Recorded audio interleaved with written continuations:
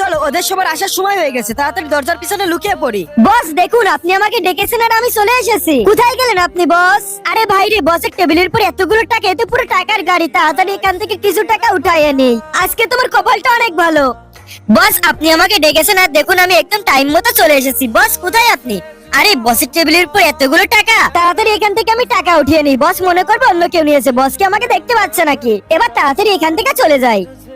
বস আপনি কি আমার মতন গরিবকে ডেকেছেন? বস কোথায় গেলেন আপনি? বস মনে হচ্ছে বস এখানে নাই। আল্লাহ, বসের টেবিলে এতগুলো টাকা, এই টাকাগুলো অন্য কেউ হলে তো নিয়ে নিত, কিন্তু আমি গরিব মানুষ, কিন্তু চোর না। যদিও বা আমি গরিব বলে আমার ভিডিও সবাই দেখে লাইক করে না, চ্যানেলটা সাবস্ক্রাইব করে না, তাতেও আমি এই টাকার লোভ করবো না। সবগুলো টাকাই বক্সের ভিতর রেখে দিই। এখন আমি এখান থেকে তাড়াতাড়ি চলে যাই আর বসকে ডেকে আনি। আরে চম্পা গরিব হলে অনেক সৎ এবং ইমানদার।